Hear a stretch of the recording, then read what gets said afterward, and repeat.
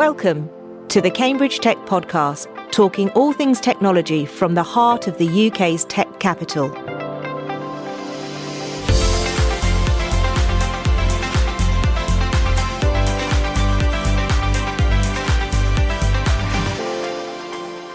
Here are your hosts, Faye Holland and James Parton. I'm Faye. And I'm James. Now, if you've been listening to the podcast since we launched, you'll know that the University of Cambridge features pretty much in every conversation, be that student entrepreneurship, competitions, spinouts, access to talent, or just the pull of the university for investment into the city. In fact, Cambridge was recently listed as number 1 for science and technology in the Global Innovation Index. So today we're delighted to chat with Andy Neely, who is one of the key people at the university when it comes to developing and supporting the local ecosystem. Andy is the Senior Pro-Vice-Chancellor for Enterprise and Business Relations.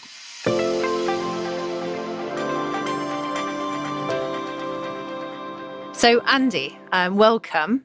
Our paths have crossed many times, but not really with anything to do with our day jobs, I suppose, whether it's been on the Combined Authority Business Board.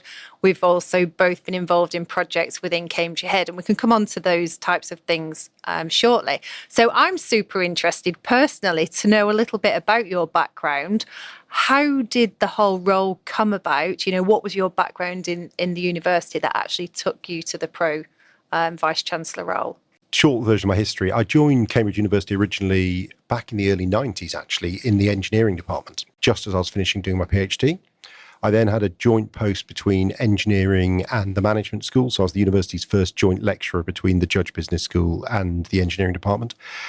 Then went off to Cranfield School of Management around 2000 as a professor there.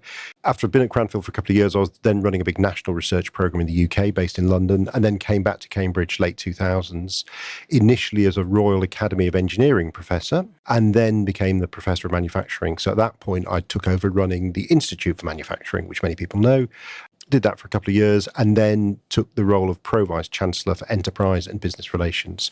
So my shorthand description for that is I look after, across the university, everything to do with innovation, commercialisation, startup spinouts, and links with business.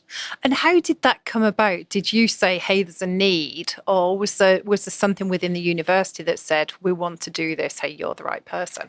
So the structure of the university, we've got the Vice-Chancellor, who's effectively the chief executive. It's not really a chief executive role in the university, but the Vice-Chancellor is an equivalent position. And then there are 5 Pro-Vice-Chancellors. And the Pro-Vice-Chancellors look after big chunks of the university. So one looks after all of the education programmes, one looks after all of research, one looks after all the people issues. Lots of universities have a combined Pro-Vice-Chancellor portfolio of research and innovation. But in Cambridge, actually, they're both really big portfolios. Our annual research budget varies a bit year to year, but it's between £500 and £600 million that we end up spending on research. That's a big job. And then the innovation side of that, making sure that work has an impact on the world, is also a big job. And so we split those two into 2 separate roles. The university then advertises Pro-Vice-Chancellor roles. So it's typically their internal appointments. Normally they are 3 years. So I'm on secondment effectively from my job as Professor of Manufacturing. 3 years. If you like the job and the university likes you, you can get renewed for 3 years. And then at the end of your 6-year term, you go back to your underlying post in the institution.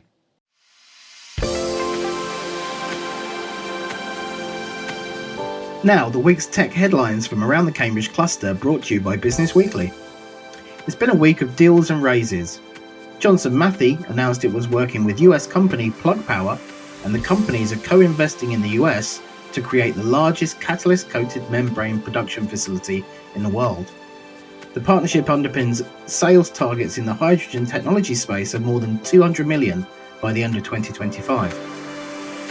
Judge Business School spinout Resilience has unveiled a 26 million Series B funding round, which the company hopes will propel its international expansion plans. Resilience turns data into actionable insights, which empower organisations to understand and quantify the scope of climate risks to their operations. Now moving to Asia, Cybertrust Japan is now including local quantum computing company Quantinuum's Quantum Origin solution to strengthen security for IoT devices against current and future threats. And to wrap up, in other news, Cambridge-based edge infrastructure company Sunlight.io has taken its Series A haul to more than 20 million, and Granta Park-based Stratospheric Platforms Limited has signed an exclusive deal with the largest telecoms infrastructure company in Indonesia. And now back to the show.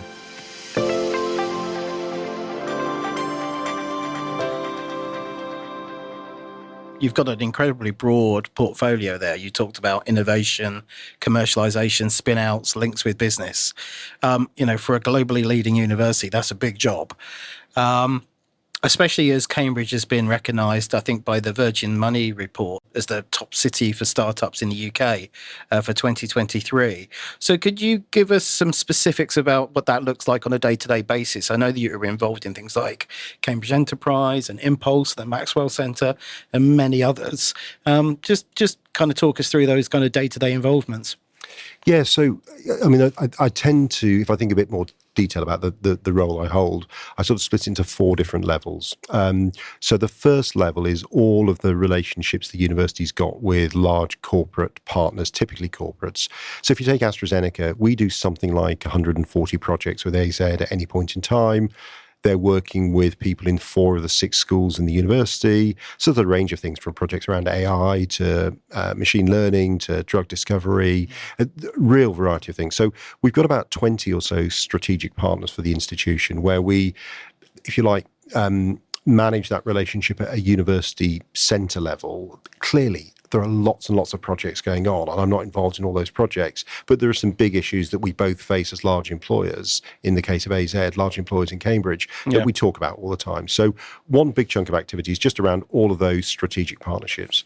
We launched or announced a new one recently with KPMG around the future of work, and the first pillar in that partnership is all around mental health and well-being of people.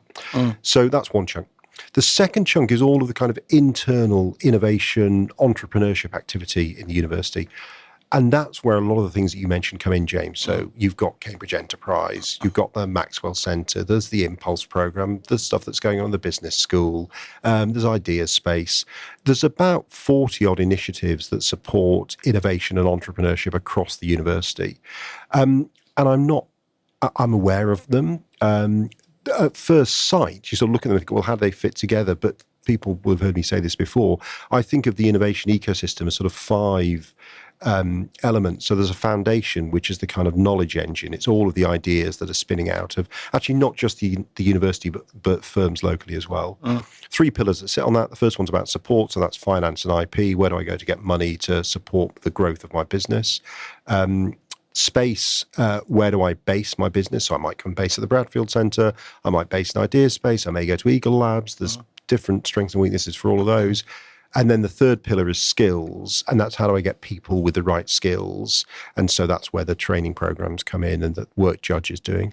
And then across the top, if you think of the base as the knowledge engine, the 3 vertical pillars across the top, I often talk about Connected Cambridge, which is all the networks that exist. And I think it's one of the things that's really special about Cambridge is the way that you can connect with people who have similar interests to you, different interests to you, but can help you on your journey as an entrepreneur.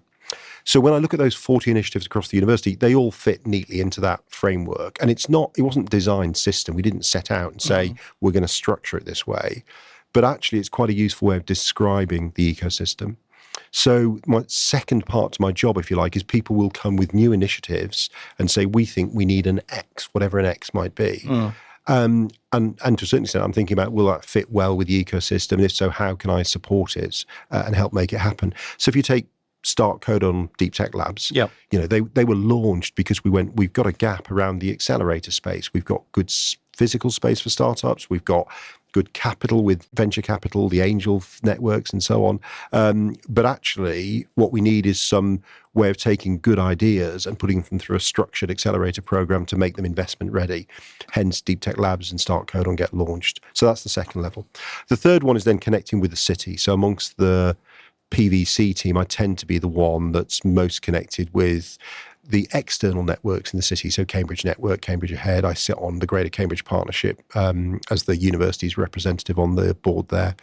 And then the fourth level is more of a regional piece. So I'm quite involved in discussions around links between Oxford and Cambridge, the pan-regional partnership that people talk about. I'm involved, as Faye was saying, on the business board as well. So really connecting with the wider region. So that's a nice segue actually into a specific project I'd like to talk to you about, which is Innovate Cambridge. I was privileged to be invited along to the Innovation Summit held at King's back in September. So I'd love to get your perspective on the goals of that program and how that fits into that strategy. It feels like the university is taking a much more proactive stance in the development of the ecosystem. Is that fair? Yeah, so Innovate Cambridge is a really interesting initiative, actually. The genesis was some benchmarking work that Cambridge Enterprise and Cambridge Innovation Capital did, where we were looking at other sort of university city innovation ecosystems and just asking the question, what are they doing? What could we learn from them? So you go to places like Boston and look at Boston, or Silicon Valley. Shenzhen in China is an interesting example. Actually, some of the things happening in Israel around sort of the startup nation or the scale-up nation, as increasingly they're trying to badge themselves. We also looked at places like San Diego. So some of the normal places you'd look, and some of the less usual suspects. And a number of things came out of that benchmarking study. But I think one of the most important was that actually, when you look globally at the innovation ecosystems that are either traditionally have been successful or alternatively are growing, and you can see that they will be really successful in the future, there's a really strong partnership between the local community, so that's partly the citizens, it's partly the local politicians, the business community, and the university, the research and development community.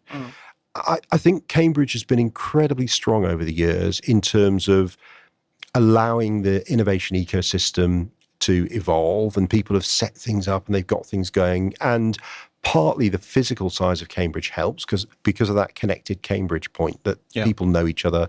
We're connected. We know what others are up to, and so you can pump into people and get involved in the right networks. But there's a danger that as Cambridge both grows in size, but also physical size, and in terms of numbers, initiatives, and activities, it becomes really difficult if you come into the system and you're trying to navigate your way around it, basically. Yeah. So what we were really spotting or looking at these other ecosystems was this sort of more deliberate partnership between the local population, politicians, businesses, and the university. And that really led then to a series of conversations back over the summer, which the previous Vice-Chancellor hosted, or at least the initial conversation he hosted, and then subsequent conversations with some with venture capitalists, some with local businesses, some startups, some large businesses, some people in the university, people in the science parks, and so on. Just saying, what should we do? And a really fundamental question, which I think is a nice way of framing it, was that we talked about sliding door moments. And we said there are certain choices that different people made in Cambridge at particular points in time that have really fundamentally changed the future of the city. So the science park that we're sitting on, Trinity College's, John Bradfield's decision, along with others, to create a science park 60 plus years ago, was a really fundamentally important sliding door moment for the city. AstraZeneca's choice to come and locate here is a really important sliding door moment for the city. And so the conversation we're having was, what are the sliding door moments that we should be thinking about as a collective now, that in 20 years' time, 30 years' time, people will look back and go, I'm so glad that generation did that. That's really helped move us on to the next stage. And so really that's the purpose behind Innovate Cambridge, is to try and identify what are the things that collectively we should be doing now to help innovation continue to thrive in this city? And do you think that approach has been lacking then for the UK? Is that why you had this international element to the conference with all of these case studies from different cities that are following a strategy along those lines? I think there are examples around the UK, people trying to do similar things, actually. I think some of the international examples, it's just good to look externally and see what can you learn, and they just bring a fresh perspective. So one thing that was really nice about the Innovation Summit for me was that the interplay between the home team, people who lived in Cambridge for a long time, understand how the place works, telling their part of the story, but then also hearing about some of the initiatives in the US or in Israel, and just thinking a little bit differently as well. And it's that interplay. So it's really a hunt for interesting ideas we can learn from.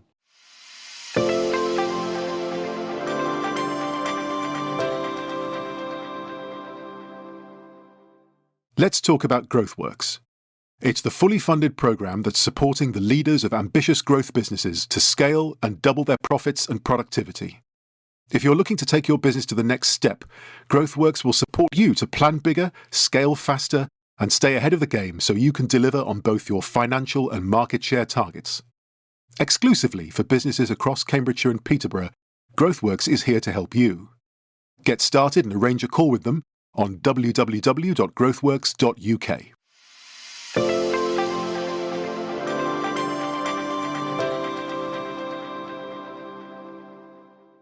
So this is Cambridge Tech Podcast, and obviously we talk about a lot of tech, and you've already talked about some of the entrepreneurial things that you support. But actually, everyone who works in the tech businesses in Cambridge are citizens. And one of the things that you do with regards to business relations is improving how people get to work, how people work, where they work. Do you want to talk to us a little bit about those type of initiatives and also why you think it's important that the University of Cambridge is involved in that discussion?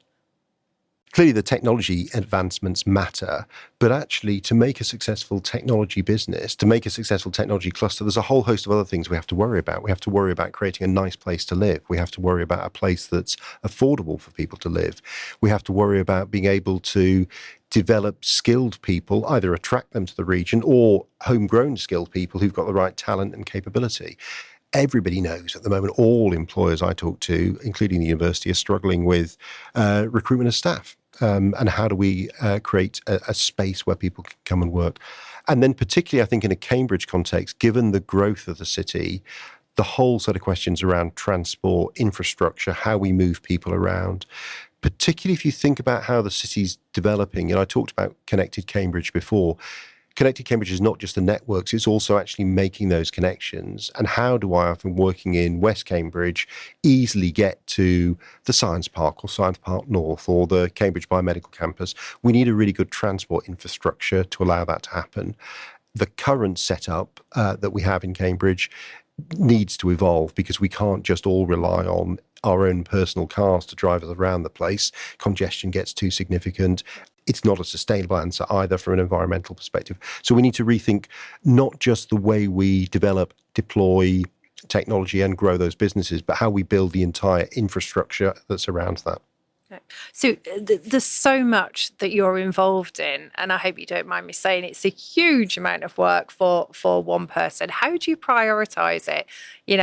Well, actually, I'm going to be cheeky. How do you prioritise it? And are there any elements of those 4 areas of the portfolio that you like more, that, is kind of your sweet spot? The way I describe my portfolio was the original configuration. I actually now also look after all the change programs in the university, but I'm not going to go into that bit of the portfolio. How do I prioritise? A couple of ways. The first thing is getting really good people. I've got really good teams of people working with me. And so whether it's Dermot O'Brien, who runs Cambridge Enterprise, and the whole team there and the way they're energised around the innovation ecosystem, or Catherine Hasted, who runs the Strategic Partnerships Office, the people looking after the change programmes I mentioned, I've just also picked up. It's actually about getting really good teams of people. The second thing, I think, is it's knowing when to go and intervene and when to trust the people that are doing the jobs. I mean, I'm constantly trying to understand actually that bit of the organisation or that bit of my portfolio needs a bit of attention at the moment. Those 3 bits are fine. They can do without me for a while. And so it's really trying to just judge where you need to go and intervene. And then the third thing is, sadly, long hours. So you can't fit it all in a normal day. And so it is quite a busy job. So are you dodging the question about which bit's your favourite? Not dodging the question about which bit's my favourite. What I really love is trying to make things better. Actually, I get a high out of doing something and thinking, well, that was really good. That worked really well. The slight problem, this is a bit like an addictive drug.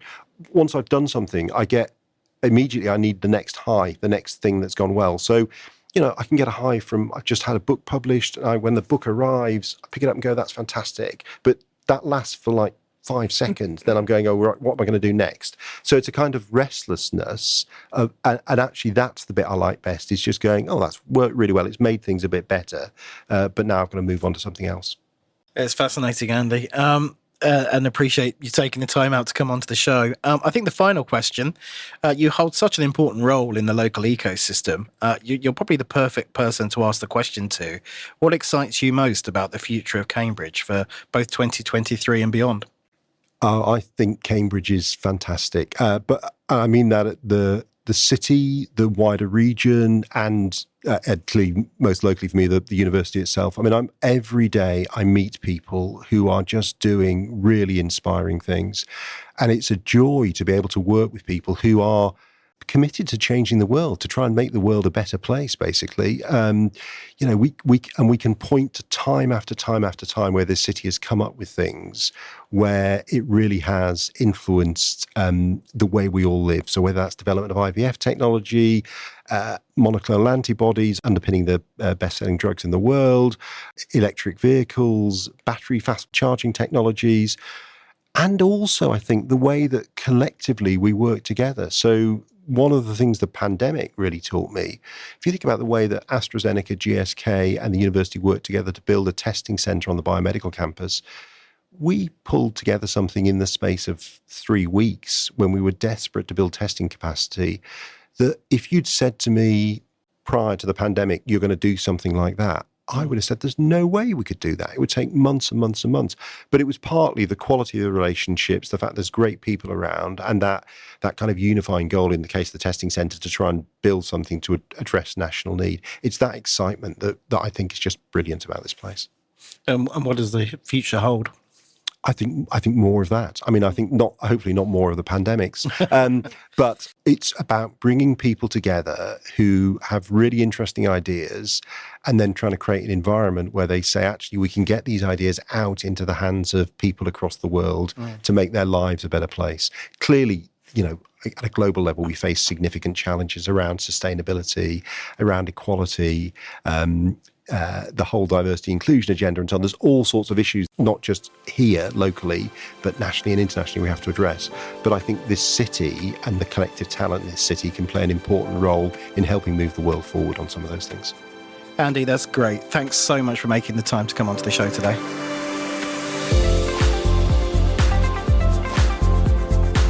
Today's show was produced by Carl Homer of Cambridge TV and supported by our media partner, Business Weekly.